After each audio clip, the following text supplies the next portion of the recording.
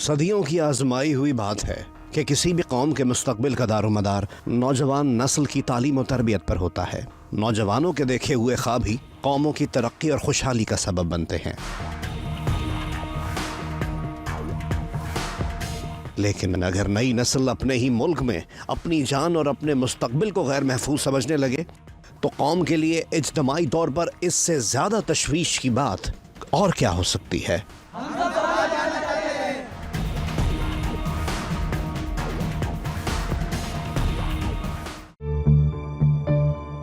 سیاسی عدم استحکام قیام پاکستان کے ابتدائی برسوں میں ہی قوم کا مستقل مقدر بن گیا تھا۔ آئے دن وزرائے اعظم کی تبدیلی، عہدوں پر تنازعات، آزادی اظہار پر قدغن، آمریت، لسانی فسادات اور فرقواریت، کوٹا سسٹم کا نفاذ اور انتہا پسندی سمیت تمام پرتشدد، غیر جمہوری اور غیر مہذب روایات پاکستان کے سیاسی، سماجی اور معاشی ارتقاء میں دراڑیں ڈالتی رہی ہیں۔ حکمرانوں کے قبائلی مزاج کے سبب صنعتیں جان بوجھ کر تباہ کر دی گئیں۔ لاقانونیت، بدعنوانی اور اقربا پروری ملک بھر میں میرٹ اور قانون کی بالادستی میں رکاوٹ بنی رہیں۔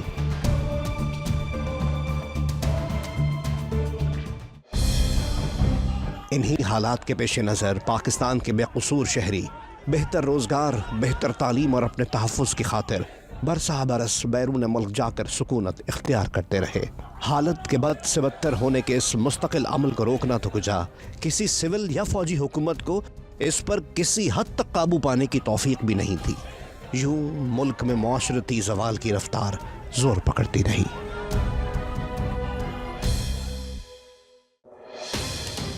اعداد و شمار کے مطابق اب صورتحال یہ ہو گئی ہے کہ صرف سال 2022 کے کیلنڈر ایئر میں بیرون ملک ہجرت کر جانے والے پاکستانیوں کی تعداد 7 لاکھ سے زائد ریکارڈ کی گئی ہے۔ یہ صورتحال نئی نسل میں ملک کے مستقبل کے حوالے سے پیدا ہونے والی غیر یقینیت، ملک میں تعلیم، روزگار اور انصاف کے گرتے ہوئے معیار اور برین ڈرین کی بدترین نشانی ہے۔ آج کل صورتحال یہ ہے کہ لوگ جو ہیں وہ فرار چاہ رہے ہیں۔ وہ چاہ رہے ہیں کہ ان کی زندگی جو ہے وہ زیادہ بہتر گزر سکے، حالات جو ہیں وہ بہتر ہو سکیں، خطرات جو یہاں ان کو دکھائی دیتے ہیں اور جو ہیں بھی ان سے وہ چاہتے ہیں کہ کسی طرح ان کو نجات ملے۔ وعدے کرنے میں بہت جلدی کرتے ہیں لیکن امپلیمنٹیشن میں یقین نہیں رکھتے، اور ہم کہتے ہیں کہ بس آج کا دن گزر جائے، ہمارے پاس فیوچر پلاننگ نہیں ہے۔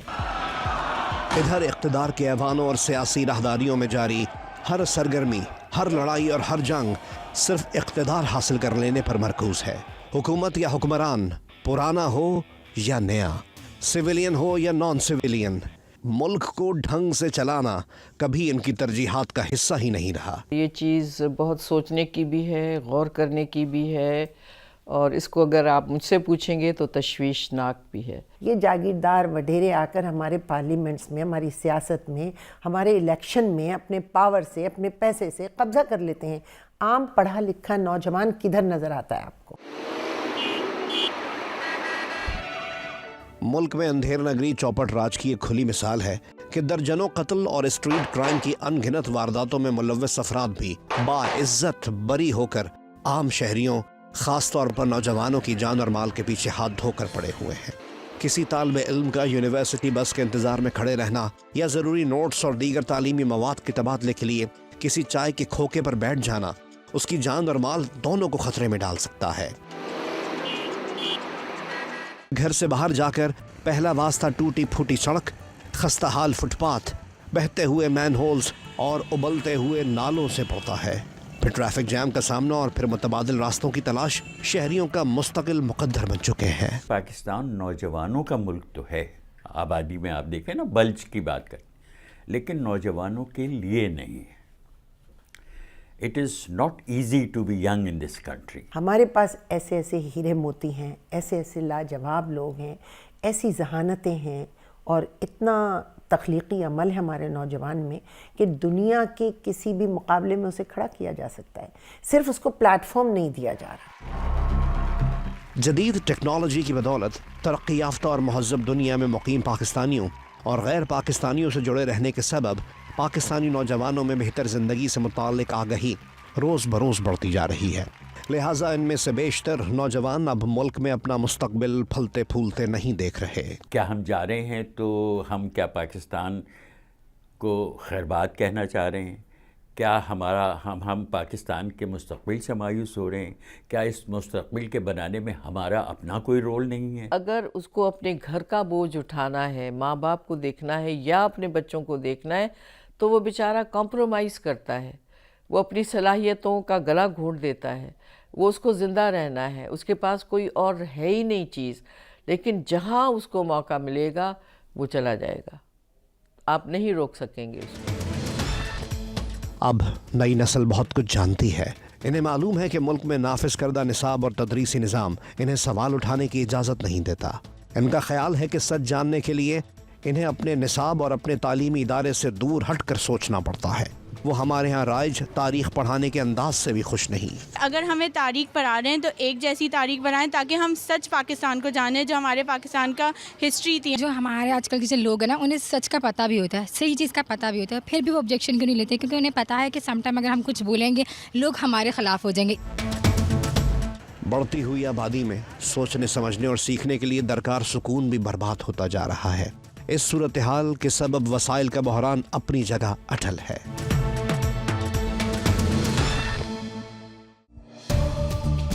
नौजवानों के लिए खेल, अदब, फ़नून लतीफ़ा और दीगर तख्लीकी और तफरीही सरगर्मियों के मौक़े भी ना होने के बराबर हैं। पढ़ने के लिए आते हैं यहाँ पर, लेकिन जाते क्या है, टेंशन लेकर जाते हैं। फिजिकल एक्टिविटी ज़रूर होनी चाहिए और हर क्लास में आना चाहिए इन लोग को, और बच्चों को जो है पार्टिसिपेट करवाना चाहिए फिजिकल एक्टिविटीज़ में, ताकि स्टूडेंट्स को स्पोर्ट्स और वो इन्जॉय भी तो करें ना अपनी लाइफ को। हम लोग अगर मीडिया साइंस पढ़ रहे हैं तो हमसे बुक्स रट रहे हैं, उसको प्रैक्टिकल लाइफ में इम्प्लीमेंट नहीं कर रहे। इसी तरह अगर हमारे पास छोटे बच्चे होते हैं तो उनको को करिकुलर एक्टिविटीज़ के बजाय पूरे बड़े बड़े बैग्स पकड़ा देते हैं। टैलेंट है, लेकिन कोई ऐसा प्लेटफार्म नहीं जहाँ यहाँ पर नहीं है जहाँ से हम अपना टैलेंट डेवलप करें और लोगों को दिखा सके पाकिस्तानियों के पास ये टैलेंट है।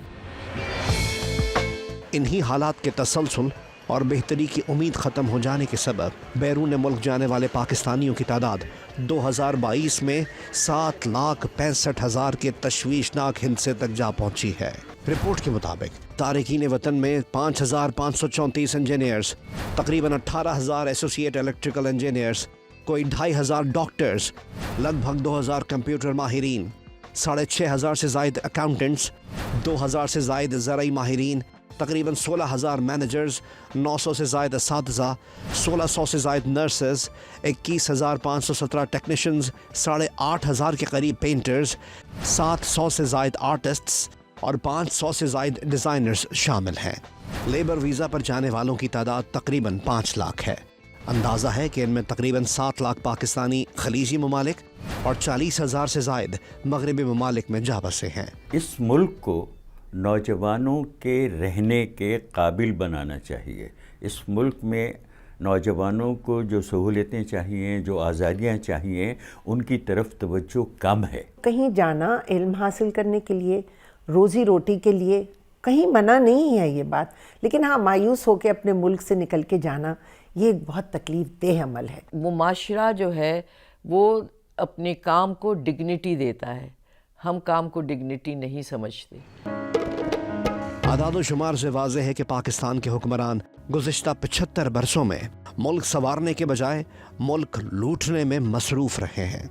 हर शोबे में ऐसी गैर मामूली बदहाली के सबब हमारे बुज़ुर्ग अब समंदर पार जाने वाले अपने बच्चों को रोकने के बजाय सिर्फ यही कहकर सब्र कर लेते हैं कि अब जहाँ रहो खुश रहो।